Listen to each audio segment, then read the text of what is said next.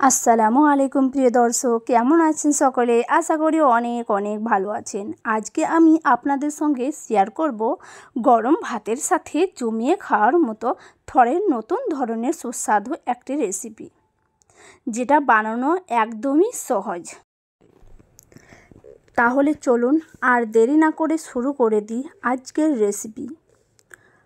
প্রথমে আমি থরটাকে ওপরের খোসা ছাড়িয়ে তলকার খোসাটা নিয়ে নেব।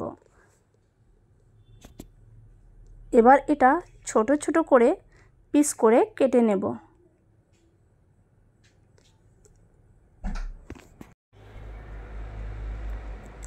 আপনারা আপনাদের অনুযায়ী কেটে নেবেন।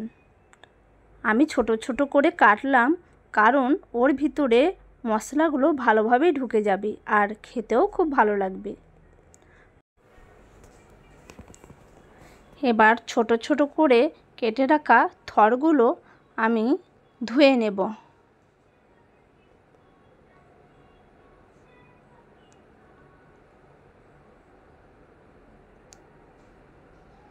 এবার থরগুলো পরিষ্কার করে নেওয়া হয়ে গেছে। এটা এবার সিদ্ধ করে নেব সামান্য হলুদ আর লবণ দিয়ে, মোটামুটি 5 থেকে 7 মিনিট।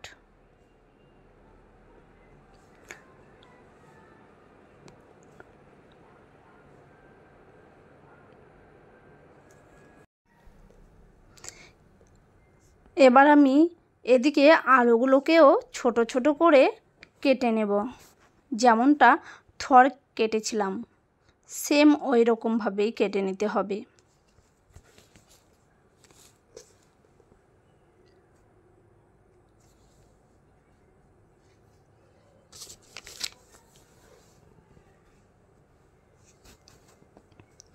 এবার একটা পাত্রে আলুটা পরিষ্কার করে নেব আর একটা টমেটো কেটে নিচ্ছি।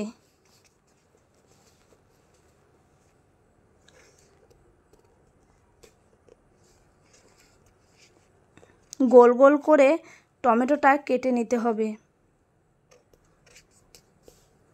এবার এটা মিক্সিতে দিয়ে দেব ব্লেন্ড করার জন্য।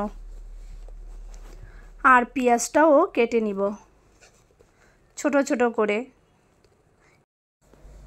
পেঁয়াজগুলোকে ভালোভাবে পরিষ্কার করে নিতে হবে, তারপরে ধুয়ে নিতে হবে।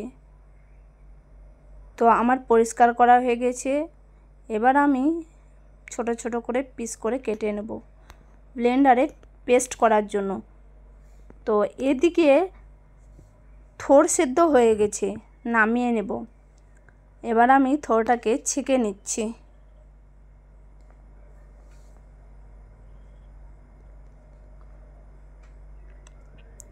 পেঁয়াজ টমেটোটা পেস্ট করা হয়ে গেছে। এবারে নিরামিষ থর বানানোর জন্য আমি এখানে নিয়ে নিচ্ছি একটা কড়াই, তার মধ্যে দিয়ে দিচ্ছি সরিষার তেল। এবার এর মধ্যে দিয়ে দেবো ছোট ছোট টুকরো করে রাখা বড়িগুলো। গ্যাসের ফ্লেমটা লো রেখে ভেজে নিতে হবে। এই বড়িটা ভাজার সময় খুব বেশি কালার দিতে হবে না, মোটামুটি হালকা কালার আসলেই হবে। বড়িটা ভাজা হয়ে গেছে, এবার তুলে নেব।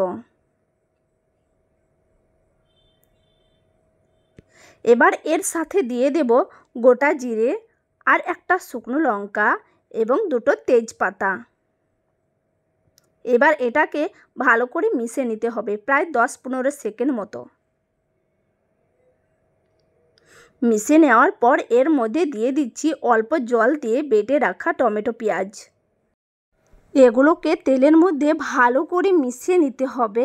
1 মিনিট কষে নেওয়ার পর এর মধ্যে দিয়ে দিচ্ছি পরিমাণ মতো নুন এবং 1/4 চা চামচ লঙ্কার গুঁড়ো, আর দিয়ে দিচ্ছি ধনে গুঁড়ো আর পরিমাণ মতো হলুদ গুঁড়ো। এখন সব উপকরণ ভালোভাবে মিশিয়ে আরও 1 মিনিট কষে নেওয়ার পর এর মধ্যে অল্প জল দিয়ে ভালোভাবে মিশিয়ে মিডিয়াম থেকে কম আঁচে যতক্ষণ না মশলা থেকে তেল ছাড়তে শুরু করছে ততক্ষণ পর্যন্ত কষে নেব।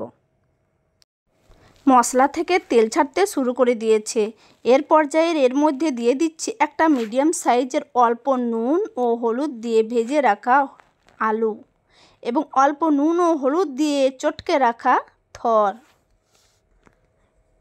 এখন এগুলোকে মশলার সাথে ভালোভাবে মিশিয়ে মিডিয়াম ফ্লেমে 2 মিনিট মতো কষে নেব।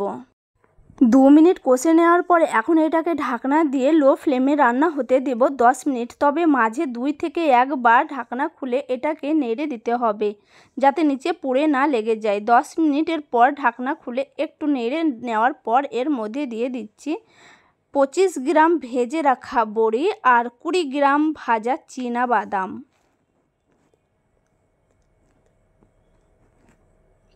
1 চা চামচ গরম মশলা গুঁড়ো এবং 1 চা চামচ ঘি। এখন এই সব উপকরণ ভালোভাবে মিশিয়ে নিতে হবে। এই রেসিপিতে ভাজা চেনা বাদামের পরিবর্তে ভেজানো কাঁচা ছোলাও ব্যবহার করতে পারেন। সব উপকরণ ভালোভাবে মিশিয়ে নেওয়া হয়ে গেছে। এবার গ্যাসের ফ্লেমটা অফ করে এটাকে একটা প্লেটে নামিয়ে নেব।